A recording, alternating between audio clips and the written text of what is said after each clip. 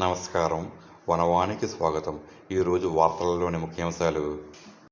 అమరజీవి ఆంధ్ర రాష్ట్ర సాధనకై తన ప్రాణాలను అర్పించిన శ్రీ పొట్టి శ్రీరాములుగారి 125వ జయంతి వేడుకలను పురస్కరించుకుని సోమవారం బిక్కవోలు మండల ప్రజాపరిషత్ కార్యాలయంలో ఘనంగా నివాళులర్పించారు.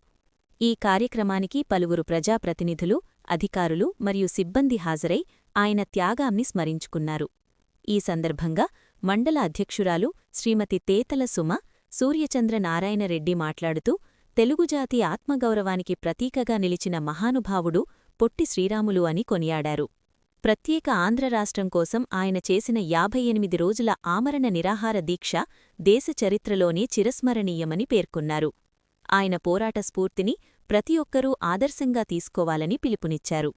ఈ కార్యక్రమంలో రాష్ట్ర ఎడ్యుకేషన్ ఇన్ఫ్రాస్ట్రక్చర్ డెవలప్మెంట్ డైరెక్టర్ శ్రీమతి బేరా వేణమ్మ, రాష్ట్ర ఇరిగేషన్ డెవలప్మెంట్ డైరెక్టర్ శ్రీమతి కర్రి సత్యగౌరి, ఎన్డీఏ కూటమి నాయకులు, ప్రజాప్రతినిధులు, మండల పరిషత్ అభివృద్ధి అధికారి శ్రీనివాస్, తహసీల్దార్ కృష్ణ మరియు వివిధ శాఖల సిబ్బంది పాల్గొన్నారు.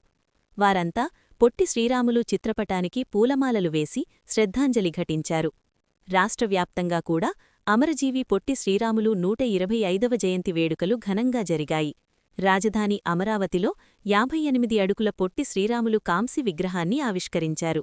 ఈ స్టాచ్యూ ఆఫ్ సాక్రిఫైస్ విగ్రహం ఆయన 58 రోజుల దీక్షకు ప్రతీకగా నిలుస్తుంది.